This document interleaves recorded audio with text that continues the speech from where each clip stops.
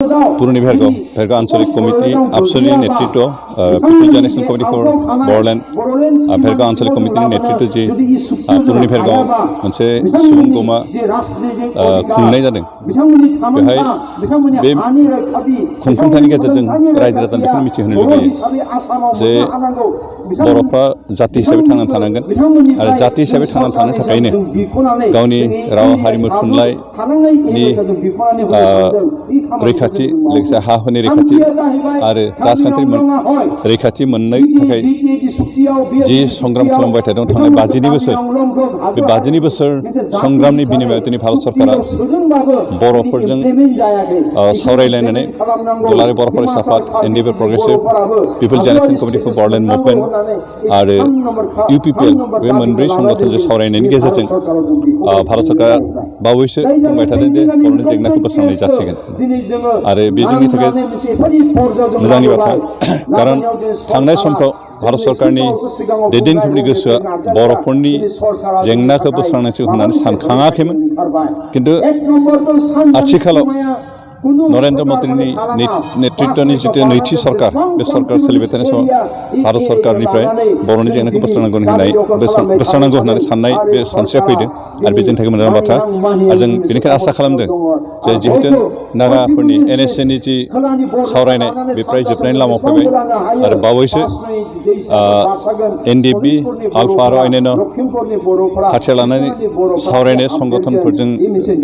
सावरायनो थाखाय मेडिएटर हिसाबै बिबान मोननाय बिमाथ' बिथाङा मोनसे माबा होदों मा होनगोन अपिनियन होदों स्टेटमेन्ट होदों जे बावैनो आल्फा आरो एनडिएफबिनि सोमावसारनाय बिथांमोननि जे जेंना बेखौ बोस्रांनाय जासिगोन होननानै जों आसा खालामदों जे एनएसएनि जि माबा सुक्ति जानो गोनांसै फ्राय जोबनाय लामायाव फैबाय आरो बिनि उनाव हयथ' निस्सय आल्फा आरो एनडिएफबिनि जि जेंना बेखौ बोस्रांनो थाखाय सरकारा हाबाफारि लागोन मात्र सरकारा जोंखौ बेखौनो खावलायदों जे बर'फोरनि जेंनाखौ बोस्रांनोब्ला बा बोस्रांजानोब्ला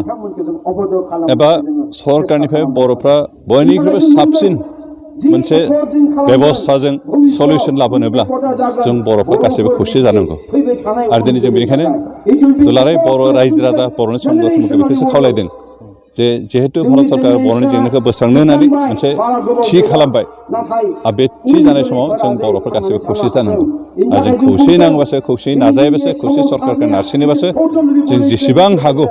बयनिख्रुइ बांसिन सुबिदा बांसिन गोहो गोनां बेबायदि बेबस्था सरकारनिफ्राय मोनो बर'फोरनि जे नांनाय नाजानाय बे आसलते